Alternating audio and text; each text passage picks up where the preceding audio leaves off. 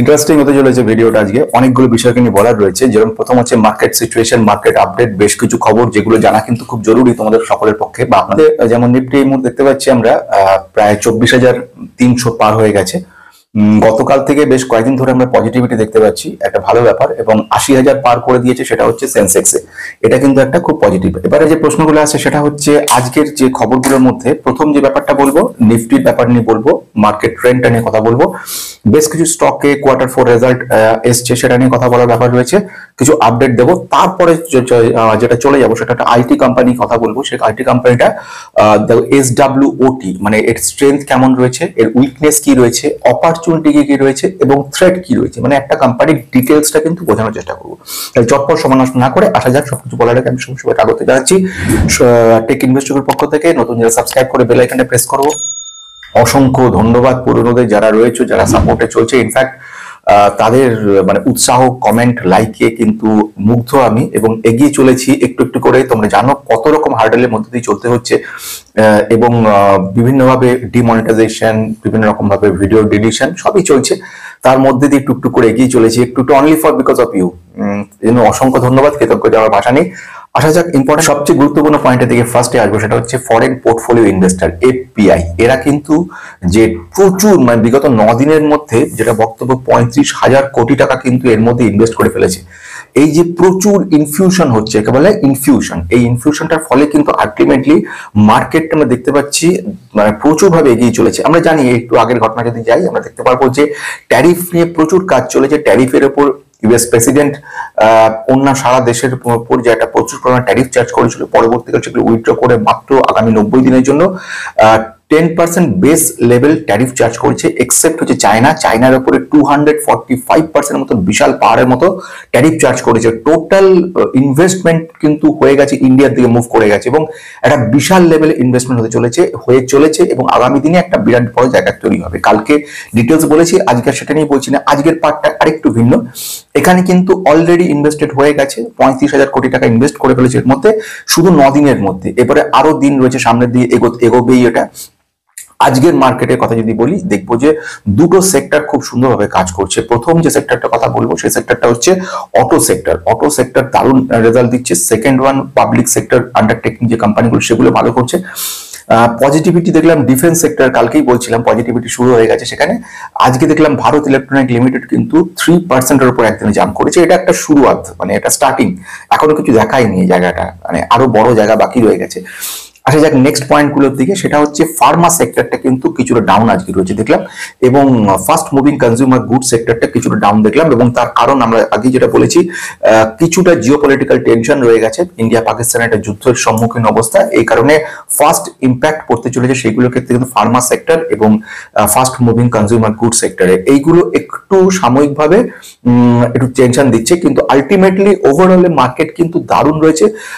এই ঘটনাটা কালকে আলোচনা করছিলাম, চায়না রিলেটেড ব্যাপার, চায়নার একটা মানে মদত রয়েছে, ব্যাপারটা কিন্তু একদম উড়িয়ে যাওয়ার নয়, এবং কনস্ট্যান্টলি সেটা কিন্তু প্রকাশ পাচ্ছে। এবং দেখা যাচ্ছে পাকিস্তানের একটা ঘটনাগুলো, সেটা হচ্ছে বেশ কিছু জায়গাতে ওরা কিন্তু মানে স্বীকার করতে বাধ্য হচ্ছে যে ইউএস থেকে হোক, চায়না থেকে হোক, প্রচুর ভাবে আমাদেরকে ইনফ্লুয়েন্স করা হচ্ছে এই ব্যাপারগুলোকে নিয়ে। China's role is very interesting here. On one hand is their iron brotherhood with Pakistan. On the other is the reset with India amid the trade war with the US. What does China value more? পয়েন্টের দিকে যখন চায়নাকে এরকম ভাবে একটা চাপে ফেলা হচ্ছে US তরফ থেকে, তখন ইন্ডিয়া কিন্তু খুব ফেভারেবল সিচুয়েশন রয়েছে, এবং ট্রেড এগ্রিমেন্টে যেটা অ্যানালিস্টরা বলছে আগামী দিনে ইন্ডিয়া কিন্তু একটা সুযোগ পেতে পারে, মানে ম্যাক্সিমাম যে ইম্পোর্ট গুলো হবে ইন্ডিয়ার সেসব ইউএসএ যাওয়ার সম্ভাবনাটা রয়েছে। এটাও একটা পজিটিভ ব্যাপার। আসা যাক এরপরে যে ঘটনা, সেটা হচ্ছে কোয়ার্টার 4 রেজাল্ট এগুলো আসছে। আজকে বিশেষ করে ওয়েট করছি বাজাজ ফিনসার্ভ, এই দুটো ট্রেন্ড একটা ওয়েট করছি, এটাও খুব গুরুত্বপূর্ণ আজকের রেজাল্টের মধ্যে। স্টার হেলথ একটা রয়েছে, এটাও কিন্তু বলবো, সেটা হচ্ছে BPCL এর কথা, এটা গুরুত্বপূর্ণ। আর একটা হচ্ছে অম্বুজা সিমেন্ট এর কথাটা। এইগুলো হচ্ছে এই মুহূর্তে আজকের আমাদের রেজাল্টটা দেখবো। শুধু রেজাল্ট থেকে ডিসিশন নয়, রেজাল্ট দেখার পরে আরো নিজেকে শিখতে হবে, নাহলে কারোর আন্ডারের থেকে কিন্তু শিখতে হবে। ভীষণ গুরুত্বপূর্ণ। অনেকে আমার কাছে রিকোয়েস্ট করছিল যে আইটি স্টকটার কথা নিয়ে, আজকে সেটার একটা অ্যানালিসিস করে দিচ্ছি। যে স্টকটার কথা বলতে চলেছি, স্টকটার নাম হচ্ছে হ্যাপিয়েস্ট মাইন্ড। অনেকটা ডাউন হয়ে গেছে, মানে কারেকশন লেভেলটা অর্ধেক হয়ে গেছে। বিগত মানে 52 উইক হাই থেকে পড়তে পড়তে অর্ধেকেরও বেশি কিন্তু ডাউন হয়ে যাওয়া কোম্পানিটা রয়েছে। অথচ কোম্পানির যদি আমি পজিটিভিটি গুলো দেখাই, দেখবে অবাক হবে। প্রথম আসছে পজিটিভিটি অফ স্ট্রেংথের দিকে, অর্থাৎ এর স্ট্রেংথের মধ্যে প্রথম ঘটনা সেটা হচ্ছে স্ট্রং ব্র্যান্ড রেপুটেশন রয়েছে এক নম্বরের, অর্থাৎ এর খুব পোক্ত ধরনের জায়গা নিয়ে রয়েছে। সেকেন্ড ওয়ান হচ্ছে গ্লোবাল ক্লায়েন্টেল রয়েছে, বড় বড় ক্লায়েন্ট কিন্তু এর মধ্যে রয়েছে, যেরকম ব্যাংকিং, ফাইন্যান্স, সার্ভিস ইনস্টিটিউশন যেগুলো রয়েছে সেগুলো রয়েছে, হেলথ কেয়ারের উপর কাজ রয়েছে, টেলিকম ইন্ডাস্ট্রিজ বড় বড় ক্লায়েন্ট কিন্তু এদের ক্লায়েন্টের সার্ভিস এরা দিয়ে থাকে। একটা স্ট্রং জায়গা তৈরি করছে। ডিজিটাল ট্রান্সফরমেশনের উপরে একটা যুগান্তকারী কাজকর্ম করে চলেছে হ্যাপিয়েস্ট মাইন্ড। ভবিষ্যতে কিন্তু একটা দারুণ জায়গা দেখাতে পারে। নেক্সট ওয়ান কি, এদের লিডারশিপ টিমটা হয়েছে অসম্ভব ভালো। স্ট্রং লিডারশিপ টিম নিয়ে রয়েছে এবং স্ট্রং লিডারশিপের হেড যিনি রয়েছেন তুলনা হয় না। একাধিক কোম্পানিতে উনি কাজ করে গেছে। মাইন্ডট্রিতে উনি সাকসেসফুলি বিশালভাবে কোম্পানিটাকে তুলে নিয়ে গেছেন। শুধুমাত্র সেটা দেখে হবে না, ওনার যে টিমটাও রয়েছে সেটাও খুব পাওয়ারফুল টিম রয়েছে। এক্সপেক্ট করা যায় দারুণ, এবং আগামী দিনে ওনার যে রোবাস্ট ফাইন্যান্সিয়াল যাকে বলা হয় পারফরমেন্স, অর্থাৎ আগামী দিন অতীতে আমরা দেখেছি এর রেজাল্ট কিন্তু ফাইন্যান্সিয়াল রেজাল্ট যেটা আমি দেখেছি, fundamentally return equity, capital employed, debt to equity ratio প্রত্যেকটা কিন্তু খুব পজিটিভ বলে মনে হচ্ছে এখন পর্যন্ত। নেক্সট আমি চলে আসবো, এক নম্বর উইকনেস হচ্ছে ক্লায়েন্ট। কি ক্লায়েন্ট যারা রয়েছে তারা কিন্তু পুরোপুরি এদের উপর ডিপেন্ডেন্ট। এরা যদি সরে যায় এদের প্রফিটটা অনেকটা পড়ে যাবে, যেটা হয়েছে বিগত কতগুলো কোয়ার্টার দেখে। কারণ আমরা দেখেছি বিদেশে প্রচুর ভাবে টার্মাল সিচুয়েশন ছিল, এজিটেশন ছিল, জিওপলিটিক্যাল টেনশন ছিল, ইউক্রেন রাশিয়ার যুদ্ধের ব্যাপার ছিল, এটসেট্রা। নেক্সট যে উইকনেস আমরা দেখতে পাচ্ছি সেটা হচ্ছে লিমিটেড গ্লোবাল প্রেজেন্স রয়েছে, অর্থাৎ সব জায়গায় কিন্তু পৌঁছাতে পারিনি, এটা একটা প্রবলেম। 3 নম্বর পয়েন্ট হচ্ছে ট্যালেন্টকে রিটেনশন করা, অর্থাৎ তুমি যে মনে করো খুব ট্যালেন্টেড পার্সন, তোমাকে মাইনে দিয়ে রেখে দিল, তোমার মাইনে যে বাড়ানো হচ্ছে তার লেভেলটা এতটা বেশি নয় যে তার ফলে তুমি কিন্তু সরে যাচ্ছ। ফলে এর ফলে কিন্তু ট্যালেন্টকে ধরে রাখতে না পারার কারণে এই কোম্পানি কিন্তু বেশ কিছুটা লস হচ্ছে। এটা কিন্তু একটা নেগেটিভ পয়েন্ট। এবং অপরচুনিটি গুলোর মধ্যে ফার্স্ট আসবো সেটা হচ্ছে গ্রোয়িং ডিমান্ড ইন অপরচুনিটি, অর্থাৎ গ্রোয়িং ডিমান্ড রয়েছে। এরা যে সাবজেক্টের উপর কাজ করছে, ফলে যেরকম ডিজিটাল সার্ভিসেস এর উপর কাজকর্ম করে, এই ডিজিটাল সার্ভিসের মধ্যে আর্টিফিশিয়াল ইন্টেলিজেন্স কে পড়ছে, ইন্টারনেট অফ থিংস পড়ছে, ক্লাউড কম্পিউটিং পড়ছে। এরা এ ব্যাপারে কিন্তু মাস্টার, দারুণভাবে কিন্তু এরা এগোচ্ছে। এটা একটা অপরচুনিটি রয়েছে, ভবিষ্যতেও কিন্তু দুর্দান্ত করা আসছে। এক্সপ্যানশন, নিউ দিকে এরা কিন্তু এক্সপ্যান্ড করে চলেছে মার্কেটের মধ্যে, এবং এটা একটা পজিটিভিটি তৈরি করছে। নাম্বার 3 বলবো সেটা হচ্ছে স্ট্র্যাটেজিক অ্যাকুইজিশন, অর্থাৎ একটার পর একটা কোম্পানিকে কিন্তু এরা অ্যাকিউজ করে নিয়ে চলেছে।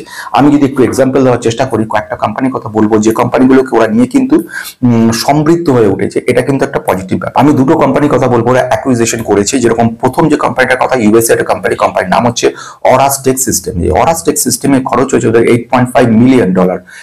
এর ফলে ওরা কিন্তু একটা বড় জায়গা, আর্টিফিশিয়াল ইন্টেলিজেন্সের উপর ওরাস কাজ করে।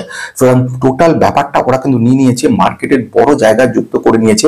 একে বলে PDES, product digital engineering services. এই ব্যাপারটা কিন্তু ওই কোম্পানি ভালোভাবে কাজ করছে। সেকেন্ড যে কোম্পানির কথা বলবো that is pure soft technology. Pure soft টেকনোলজিকে এটা ইন্ডিয়ার কোম্পানি। প্রায় কোম্পানি টোটাল 779 কোটি টাকা লেগেছিল কোম্পানিটাকে অ্যাকুইজিশন করতে। কোম্পানিটা অ্যাকুইজিশন মানে $79.5 মিলিয়ন কিন্তু খরচা হয়েছে। কিন্তু দুম করে একটা খরচা হলো কোম্পানি এমনি।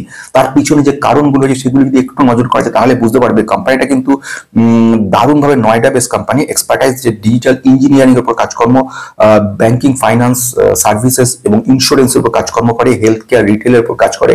টোটালটা নিয়ে নিয়েছে, ফলে টোটাল মার্কেটটা নিয়ে নিয়েছে এবং দারুণভাবে কাজ করছে। 1200-র বেশি এমপ্লয় কিন্তু অ্যাকুইজিশন করে নিয়েছে। এদের একটা বিরাট বড় মার্কেট কিন্তু যুক্ত হয়ে গেল। এই ধরনের অ্যাকুইজিশন একাধিক কোম্পানিতে করে চলেছে। অ্যাকুইজিশন ব্যাপারটা খুব ইন্টারেস্টিং।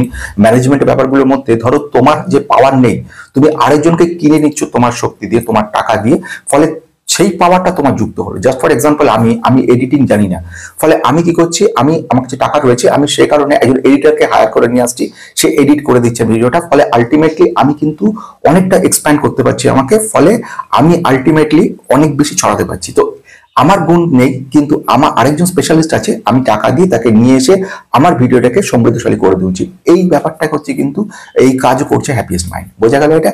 এবারে আজ আসছি স্পেসিফিক সলিউশনরা তৈরি করছে, যেরকম বিভিন্ন ব্যাংকের যেরকম সলিউশন রয়েছে, প্রবলেম রয়েছে, সেই অনুযায়ী সলিউশন দিচ্ছে। জাস্ট ফর এক্সাম্পল বলার চেষ্টা করছি, কোনো ব্যাংকের ক্ষেত্রে স্পেশালি রয়েছে যে কিছু রিকনসিলিয়েশন স্টেটমেন্ট গুলো বের করে দেওয়া, কোনো ব্যাংকের কাছে সেটা দরকার নেই, কোনো ব্যাংকের কাছে কোনো লোন স্পেসিফিক রিপোর্ট তৈরি করে দিতে হচ্ছে। জাস্ট ফর এক্সাম্পল গোল্ড লোনের ক্ষেত্রে স্পেসিফিক ভাবে রিপোর্ট তৈরি করে দিচ্ছে। কোনো ব্যাংকের ক্ষেত্রে সেই গোল্ড লোন নেই, সেখানে রয়েছে পার্সোনাল লোন, সেক্ষেত্রে যে পার্সোনাল লোনের জন্য আলাদা তৈরি করছে। স্পেশালি পিগি অ্যাকাউন্ট তৈরি করছে কোনো ব্যাংক, সেক্ষেত্রে স্পেসিফিক এই যে টেলার মেড প্যাকেজ বলে এগুলোকে, টেলাররা যেরকম কাটিং করে সেরকম প্যাকেজ তৈরি করে, এর ফেসিলিটিটা কিন্তু এই সফটওয়্যার কোম্পানি রয়েছে। ফলে এইগুলো ফিউচারে আমাদেরকে কিন্তু পজিটিভিটি তৈরি করবে। এবারে আসছি ভয়ের জায়গাটা, যেখানটা কোম্পানির ক্ষেত্রে রিস্ক রয়েছে, যেটা জানাটা জরুরি। প্রথম হচ্ছে ইন্টেন্স কম্পিটিশন মানে টিসিএস এর সঙ্গে, ইনফোসিসের সঙ্গে, হচ্ছে কগনিজেন্টের সঙ্গে করতে হচ্ছে। তিনটে কোম্পানি মেইনলি ওর কম্পিটিটর, ফলে বড় কোম্পানির সঙ্গে ওকে লড়তে হচ্ছে। ফলে এই জায়গাটা কিন্তু রিস্ক তৈরি করছে। ঘটনা সেটা বলবো ইকোনমিক স্লোডাউন, ইকোনমিতে যে আনসার্টেনিটি তৈরি হচ্ছে, এর ফলে কিন্তু ওর মার্কেটটা কিন্তু হ্যাপিয়েস্ট মাইন্ড সেরকম ভাবে এগোতে পারছে না। কখনো এমন জায়গায় ডিমান্ড দিচ্ছে, কখনো অর্ডার দিচ্ছে, পরে সে অর্ডার ক্যান্সেল করে দিচ্ছে।